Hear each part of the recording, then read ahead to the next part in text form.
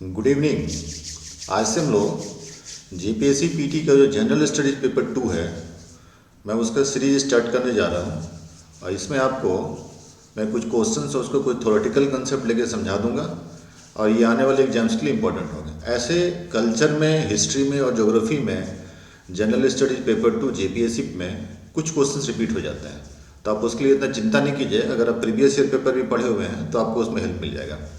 लेकिन कुछ ऐसे भी कंसेप्ट वाले क्वेश्चन आ जाते हैं जो थोड़े से जो है टिपिकल टाइप के होते हैं, तो अगर आप ये टॉपिक समझा हुआ रहेगा तो आपको थोड़ा बनाने में सुविधा होगी। ठीक है, तो इसलिए मैं आज से स्टार्ट करने जा रहा हूँ। आइए, जैसा आपके सिलेबस में मेंशन किया हुआ है बस वैसे ही इसको यहाँ पे चलाने वाले हैं। तो सिलेबस के आधार पर कुछ लोगों का ये भी क्वेरी था कि सर CNT SPT को लेके भी कोई डाउट्स है, तो उसका भी वीडियो हम इसमें अपलोड कर देंगे, तो आप उसमें देख लीजिएगा। और लास्ट में अगर हमको टाइम मिलेगा तो हम आपके लिए 3 से 4 प्रैक्टिस सेट पेपर 2 का इसमें अपलोड कर देंगे और क्वेश्चन सॉल्व कर देंगे। तो ये सारे जो है PDF आपको वेद IAS के टेलीग्राम चैनल पे मिल जाएंगे, वहाँ से आप इसको निकाल लीजिएगा। आज का हमारा टॉपिक है स्थानीय शासन व्यवस्था। इसमें हमारे 3 पे डिस्कस करने जा रहे हैं। मुंडा शासन व्यवस्था, दूसरा है नागवंशी शासन व्यवस्था और परहा पंचायत। ठीक है, ये 3 पे हम यहाँ डिस्कशन करेंगे। टॉपिक देख रहे हैं 1, 2 और 3 हमारे पास। इसमें पहले इस चार्ट को समझिएगा। देखिए इस चार्ट में क्या लिखा हुआ है। शासन व्यवस्था है, जनजाति है, प्रधान राजा या धार्मिक प्रधान है। ठीक है, मुंडा शासन व्यवस्था में जाइएगा तो इसका प्रधान जो होता है मुंडा होता है, राजा को परहा बोलते हैं। अब पुजारी पाहन होता है, पाहन नहीं होता है, पुजारी पाहन होता है, थोड़ा समझ जाएगा पे। ठीक, नागवंशी शासन व्यवस्था ये एक ऐसी शासन व्यवस्था थी जहाँ पे जनजातियों ने अपना सत्ता जो है गैर जनजातियों को हस्तांतरित कर दिया था। ठीक है, इसमें भी मुंडा होता है, राजा को महाराजा बोलते हैं, यहाँ पे पाहन होता है। परहा पंचायत में जो है ये जनजाति उरांव से संबंधित है। ठीक है, इसमें भी परहा राजा होता है, इसके जो धार्मिक प्रधान होते हैं उसको पाहन बोला जाता है। मांझी परगना में लीजिएगा, ये संथाल से संबंधित है। मांझी इसके जो हेड होते हैं और नायके इसमें होता है। बस ये थोड़ा सा याद रखिएगा और एक ये वाला याद रखिएगा जो सबका अलग है। मुंडा मानकी में लीजिएगा तो ये हो से संबंधित है, इसका राजा जो होता है मानकी होता है, इसमें पाहन होता है। ढोकलो सोहर में लीजिएगा तो खड़िया जनजाति से संबंधित है, इसमें सोहर होते हैं और इसमें पाहन होता है। तो याद रखने लायक इसमें बात जो है सिर्फ 2 है, एक नायके और दूसरा पुजारी पाहन। और इधर इसको याद रखिएगा ये कौन से जनजाति से संबंधित है। ठीक है, 2 जो है सेम है, बाकी सब अलग अलग है, तो ये थोड़ा आप याद रखेंगे, चार्ट को देख लीजिएगा। अब बात करते हैं मुंडा शासन व्यवस्था। हमारे यहाँ जो इसके प्रधान होते हैं उसको बोलते हैं हाथू मुंडा। मुंडा गाँव का प्रधान जो होता है उसको हाथू मुंडा बोला जाता है। पाहन जो होता है मुंडा का सहायक होता है। सहायक होता है तो इसको धार्मिक कार्य के अधिकार दे दिया गया है और ये धार्मिक कार्य करते हैं। ठीक, मुंडा जनजाति में जो है गांव में सूचना पहुंचाने का काम जो करता था वो महतो करता है। तो ये भी पॉइंट याद रखिएगा। कितने गांव मिल करके जो है बनते हैं इसके संगठन, तो 12 से लेकर 20 गाँव का बनता है और उसके राजा को परहा राजा बोला जाता है। ठीक है, और मुंडा शासन व्यवस्था में 22 परहा का एक राजा होता था। हमारे यहाँ जो है गाँव थोड़े बड़े लिए जाते थे, इसलिए व्यवस्था इसमें कर दिया गया है। परहा पंचायत के जो सर्वोच्च अधिकारी होता है उसको परहा राजा बोलते हैं। परहा के अन्य प्रमुख अधिकारी कुंवर लाल कोर्तो भी होते थे। ये सब छोटे स्तर पे काम करते थे, यानी ग्रामीण स्तर पे काम करते थे। मुंडा गांव में जो है पंचायत की बैठक का जो आयोजन होता है वो अखड़ा में होता था। कहीं कहीं अखड़ा लिखते हैं, कहीं कहीं अखड़ा भी लिखता है, दोनों सही है। ठीक, अब एक पंचायत में राजा है तो राजा के पास जो होता था जुडिशियल पावर, एग्जीक्यूटिव पावर और लेजिस्लेटिव पावर तीनों होता था। तो परहा पंचायत में जो होता था मुंडा जाते हैं सर्वोच्च न्यायपालिका, कार्यपालिका और विधायिका जो है तीनों उसके पास होता था। इसको आप इस चार्ट से समझिए। शासन व्यवस्था में देखिएगा परहा स्तर पर, यहाँ दिया हुआ ग्रामीण स्तर पर। ठीक है, जब परहा स्तर पर लीजिएगा तो प्रमुख अधिकारी ये लोग होते थे हमारे पास। ठीक, मानकी इसमें होता था, पंचायत का प्रमुख होता था, परहा राजा होता था। इसके साथ जो सहयोगी होते थे वो इतने लोग होते थे, देख रहे हैं, कर्ता, दीवान, कोतवाल, पांडे, लाल और दरोगा। और मानकीय स्तर पे लीजिएगा तो विवादों का निपटारा किया जाता है। यही सेम काम ग्रामीण स्तर पे भी होता था। जैसे समझिए इस बात को कि एक ग्रामीण स्तर है और दूसरा हमारा डिस्ट्रिक्ट लेवल है। तो जो डिस्ट्रिक्ट लेवल है वो ये वाला लेवल है, राज्य स्तर पे नहीं हो पाता था, ग्रामीण स्तर। और इसको ऐसे समझिएगा। इसी परहा स्तर पे जो है अब जो है हमारे पास जिला प्रशासन काम करता है। यहाँ भी 2 होते थे, खुटकट्टी पंचायत और ग्राम पंचायत। दोनों के प्रमुख अधिकारी यहाँ मेंशन किए हुए चार्ट में, आप इस चार्ट को देख के समझ सकते हैं। ये सब पद जो होता था वंशानुगत होता था पूरा का पूरा। ठीक है, ये चार्ट से आपको क्लियर हो जाएगा यहाँ पे। ये किसका था? मुंडा शासन व्यवस्था का। ठीक, दूसरा हमारे पास शासन व्यवस्था काम करता है वो था नागवंशी शासन व्यवस्था। इस शासन व्यवस्था जो है 64 ईस्वी के आसपास राजा फनी मुकुट राय के शासनकाल में था। ठीक है, इन्होंने क्या किया था यह शासन व्यवस्था मुंडा राज के बाद स्थापित हुआ था, यानी मुंडाओं की जो व्यवस्था थी उसको कॉपी कर ली गई थी यहाँ पे। और यही एक शासन व्यवस्था है जिसमें जनजातियों ने अपना सत्ता जो है गैर जनजातियों को हस्तांतरित कर दिया था। ठीक, नागवंशी शासन व्यवस्था का आधार मुंडा शासन व्यवस्था था। ठीक है, इसमें जो गांव का मुख्य होता था उसको मांझी बोलते थे। ठीक है, इस शासन व्यवस्था में राजा के खेतीबाड़ी का कार्य और अन्न भंडारण का काम जो है वो भंडारी करता था। ठीक, नागवंशी शासन व्यवस्था जो है पराह पंचायत पर भी आधारित था। कुछ जो है इसमें पराह पंचायत से कॉपी किया गया था, कुछ मुंडा शासन व्यवस्था से कॉपी किया गया था। नागवंशी शासन तंत्र का जो प्रमुख होता था वो राजा होता था, और इसमें कहीं कहीं महाराजा भी लिखा हुआ है। ठीक, यह शासन व्यवस्था जनजाति समाज को गैर जनजाति समाज में सत्ता सौंपने की घटना है, ये बिल्कुल सत्य है और ये क्वेश्चन पूछा भी गया है। ठीक, अब इसका भी देखिए सेम ऐसे ही चार्ट बना हुआ हमारे पास। क्या है नागवंशी शासन व्यवस्था, ये राज्य स्तर, पराह स्तर और ग्राम स्तर। क्योंकि ये राज्य स्तर पे काम करता था और इसका क्षेत्र बहुत बड़ा था, तो राज्य बहुत बड़ा होने की वजह से जो है ये सिर्फ डिस्ट्रिक्ट लेवल ये हो गया, स्टेट लेवल पे भी काम होता था इसमें। इसमें ग्रामीण स्तर देख रहे हैं यहाँ पे, ये ग्राम पंचायत, ये पराह पंचायत और नागवंशी राज्य बना। यहाँ का प्रमुख अधिकारी महाराजा होते थे और राजा के साथ ये लोग होते थे कुंवर, लाल, ठाकुर, ये सब राज परिवार के सदस्य होते थे। लेकिन इसमें जब आइएगा तो यहीं पे भूयरी व्यवस्था हो गई और जमींदारी सिस्टम, यानी राजा के अंदर में जमींदार होते थे और राजा के अंदर में जो होता भूयर लोग काम करते थे। ठीक है, ये और तीसरा देखिए ग्रामीण स्तर का, बट यहाँ भी वही काम होता था। इसमें खुटकट्टी वाली व्यवस्था नहीं थी, इसमें सिर्फ ग्राम पंचायत का ही स्तर था। ठीक है, इसमें कौन कौन थे, महतो, भंडारी, पांडे, गोमजू, ओहरर, अमीन और बख्शी, ये सब इसमें काम करते थे। ग्रामीण स्तर पे अधिकारी होते थे काम का। अब पूरा मिलकर के एक शासन व्यवस्था था, उसका नाम था नागवंशी शासन व्यवस्था। क्लियर, ये चार्ट से आपको क्लियर हो जाएगा। ये स्टेट लेवल है, ये डिस्ट्रिक्ट लेवल है, ये विलेज लेवल है। जबकि इसके पहले वाले में यहाँ देखिए इसमें सिर्फ 2 ही लेवल है, ये या तो स्टेट लेवल है या तो ये डिस्ट्रिक्ट लेवल। इसके ऊपर का लेवल यहाँ आपको नहीं दिखेगा इसमें। ये जो हमारे पास होता था जिला स्तर पे काम करता था।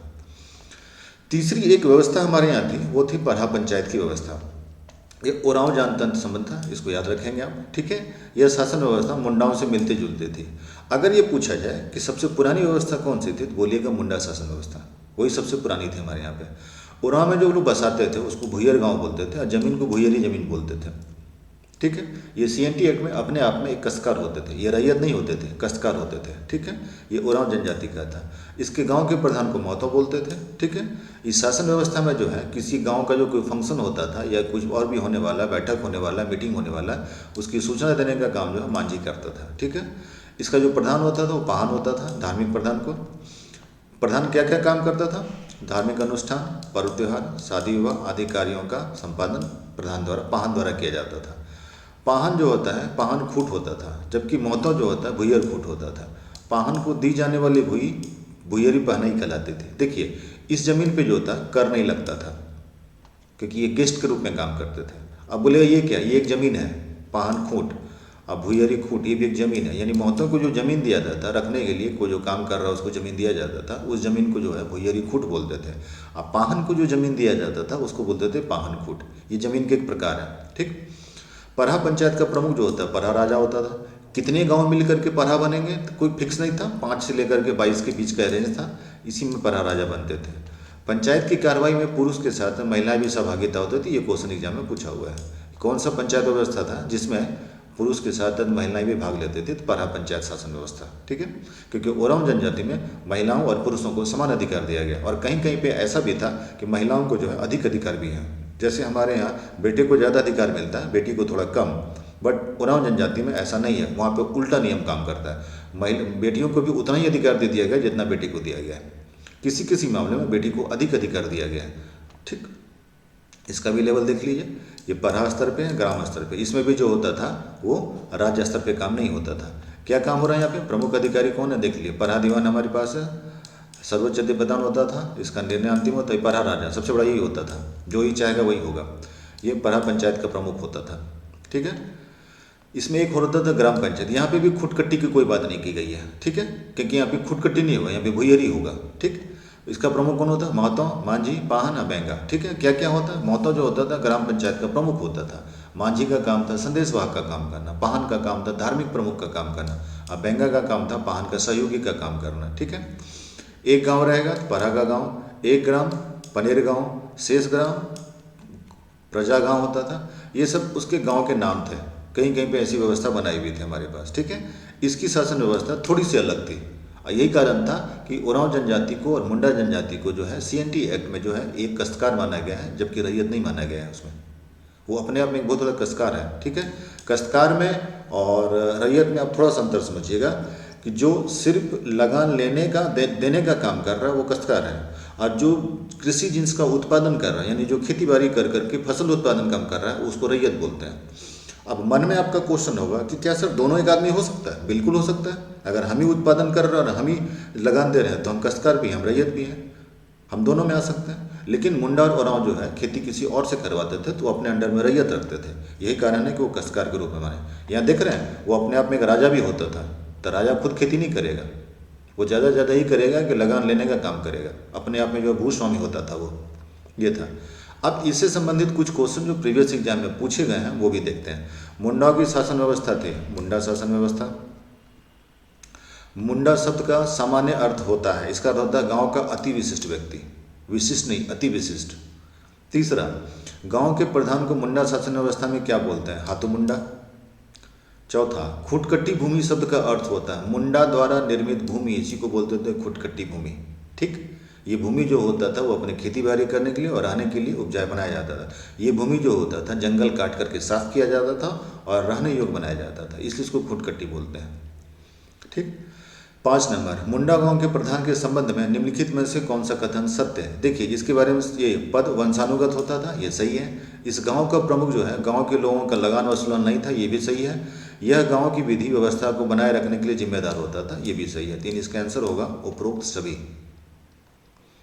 6 नंबर क्वेश्चन क्या है? सूची 1 मुंडा शासन व्यवस्था, दूसरा अर्थ, इसको बताना है, देखते हैं।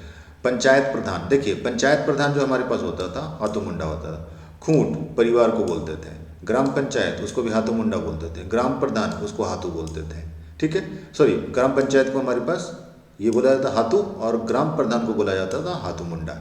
इस हिसाब से अगर देखेगा तो ए नंबर हमारा ऑप्शन सही बनता है, ठीक। 7 नंबर, मुंडा शासन व्यवस्था में वह व्यक्ति जो खूंटकट्टी भूमि को बनाता था उसे कहा जाता था खूंटकट्टीदार, और अगर वो रैयत है तो खूंटकट्टीदार रैयत भी कहलाता था, यानी वो खेती भी कर रहा है। 8 नंबर, मुंडा शासन व्यवस्था और अर्थ से संबंधित बनाइए, ठीक है। बरंगदाज, दरोगा, लाल और मोहतो। सबसे पहली बात है बरंगदाज, ये जो होता था ये गांव का सिपाही होता था, ठीक है। उसके बाद था हमारे पास दरोगा, ये जो होता था सभा के कार्रवाई का नियंत्रक होता था। लाल, ये जो होता था सभा का वकील होता था। और मोहतो, ये पाहन का सहायक होता था। तो देख लेते हैं कौन सा हमारे पास, सी नंबर। 9 नंबर, मुंडा जनजाति में गांव को भूत प्रेत से बचाने हेतु पाहन द्वारा दी जाने वाली पूजा पाठ के बदले उसे दी जाने वाली भूमि को कहा जाता, उसको बोलते थे भूत खाता। ये एक भूमि का प्रकार होता था, एक जमीन होता था, ठीक है। और ये जमीन जो होता था लगान से मुक्त होता था। अब क्वेश्चन होगा आपके मन में कि सर ये लगान से मुक्त क्यों होता था? अब आप समझिए, जो काम आप धार्मिक अनुष्ठान के लिए कम कर रहे हैं तो स्वाभाविक बात वहाँ खेती बाड़ी आप नहीं कर रहे होंगे। तो जब आप खेती बाड़ी नहीं कर रहे हो तो इसका मतलब कृषि का उत्पादन नहीं हो रहा होगा। तो कृषि उत्पादन ही नहीं होगा तो सरकार कर लगा के क्या करेगी? इसलिए वैसे ज़मीन पर कर नहीं लगता था। वही सेम कंसेप्ट जो है शमशान घाट, कब्रिस्तान पे भी होता था। इन सभी भूमि पे भी कोई खेती नहीं हो सकती है तो उस पर कर नहीं लगता था, ये सब कर मुक्त होते थे, ठीक है। ऐसी भूमि को CNT एक्ट में जाहिर थान कहते हैं। 10 नंबर, मुंडा शासन व्यवस्था में महतों का कार्य होता था। देखिए पाहन की सहायक के रूप में कार्य करना होता था, गांव का संदेश पहुंचाना ये भी होता था। ए और बी दोनों, यानी सी नंबर होगा। 11 नंबर, मुंडा शासन व्यवस्था में भूत कहता क्या था? देखिए यह भूत के प्रकोप से बचने हेतु विशेष प्रयास कराने की भूमि थी, ये हो जाएगा बी नंबर। 12 नंबर, निम्नलिखित में से कौन सा कथन असत्य है? मुंडा जनजाति में महिलाओं को प्रशासन के संचालन में बराबरी का स्थान प्राप्त है। देखिए यही कथन गलत है, ऐसा नहीं था। ये उरांव में अगर लिखा हुआ होता तो कथन सही हो जाता है, लेकिन ये मुंडा में लिखा हुआ इसलिए गलत है। और बाकी में कोई इनमें से कोई नहीं का ऑप्शन नहीं दिया हुआ, इसलिए इसको चेक करने की जरूरत नहीं है। तो ए नंबर आंसर होगा।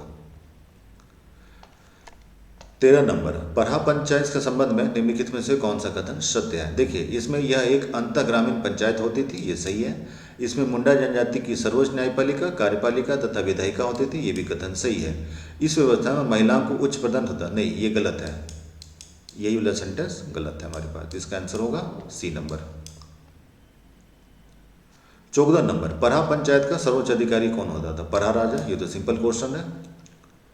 15 नंबर, परहा के इन अधिकारियों के बारे में गलत मिलान को पहचाने। देखिए इसमें सबसे पहली बात हमारे पास है ठाकुर राजा का सहायक, ये सही है। दीवान परहा का राजमंत्री, ये भी सही है। पांडे दस्तावेज का अधिकारी, जो डॉक्यूमेंट होता था उसका देखभाल करता था, ये भी सही है। बरकंताज गांव का वकील नहीं होता था, बल्कि ये जो है गांव में जो है रक्षा का कार्य करता था, सुरक्षा से संबंधित काम करता था, इसलिए यहाँ पे इसका ही होगा। गाँव का वकील वो नहीं होता था। यही क्वेश्चन यहाँ पे भी था, फिर से देख लेते हैं। ठीक है, बरगंताज गांव का सिपाही होता था, तो ये ऑप्शन में उसका गलत दिया हुआ है। और गांव का जो वकील होता था वो लाल कहलाता था। अब आइए, परहा पंचायत में गांव के सिपाही को क्या कहा जाता है? सेम क्वेश्चन है, घुमा के पूछा, बरकंदाज। 17 नंबर, परहा पंचायत स्थल को क्या कहा जाता है? इसको अखड़ा बोलते हैं। सांस्कृतिक कार्यक्रम इसी अखड़ा पे होता था। इनमें से कौन परहा पंचायत का सर्वोच्च अधिकारी होता था? परहा राजा उसका अधिकारी होता था।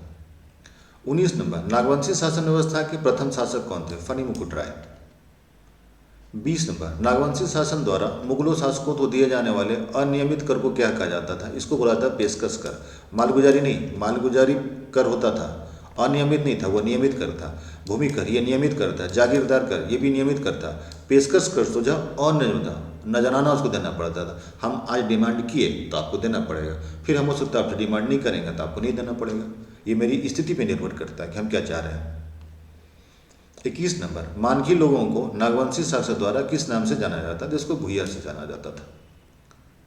22 नंबर, नागवंशी शासन व्यवस्था का प्रारंभ हुआ था प्रथम शताब्दी के आसपास, 67 के आसपास या 65 ईस्वी के आसपास मान सकते हैं, वहीं से व्यवस्था आरंभ हुई थी। 23 नंबर, निम्नलिखित में से किस शासन व्यवस्था के बाद नागवंशी शासन व्यवस्था की शुरुआत हुई थी? मुंडा शासन व्यवस्था के बाद। सेकंड था वो, पहला मुंडा शासन व्यवस्था, दूसरा नागवंशी शासन व्यवस्था। 24 नंबर, नागवंशी शासन फनी मुकुट राय से निम्न में से कौन किस स्थान पर अपने राजधानी बताया? सूतियाम्बे पे इन्होंने राजधानी बनाया था, बाद में इन्होंने ट्रांसफर करके चुटिया कर दिया। इसी का नाम था चुटिया नागपुर, बाद में इसका नाम बदल के हो गया छोटिया नागपुर। आज उसका छोटा नागपुर बोलते हैं, ये ऐसे ही नाम बदला हुआ है। 25 नंबर, नागवंशी शासन व्यवस्था में आम जनता से कर वसूलने की जिम्मेदारी निम्नलिखित में से किसे प्रदान की गई थी? मानकी को। इसको ये अधिकार प्रदान था ये व्यवस्था बनाए रखने के लिए। ये 25 इंपॉर्टेंट क्वेश्चन थे। ऐसे ही नेक्स्ट टॉपिक जो इसका सेकंड पार्ट है, जिसमें और भी 3 शासन व्यवस्था है, उससे रिलेटेड वीडियो पे आप देख लेंगे। और ये दोनों का PDF आपको वेद IAS के टेलीग्राम चैनल पे मिल जाएगा। इसके अलावा इससे रिलेटेड कुछ और भी ऑब्जेक्टिव क्वेश्चन होंगे जो हम लास्ट में अपलोड कर देंगे, ठीक है। और अगर आपको किसी पर्टिकुलर टॉपिक पे कुछ स्पेशल वीडियो की ज़रूरत है तो आप उस वीडियो से रिलेटेड कमेंट बॉक्स में डाल दीजिएगा, मैं उसको पढ़ते रहूँगा और हम उसका वीडियो बना के आपको दे देंगे, ठीक है। Okay, good day.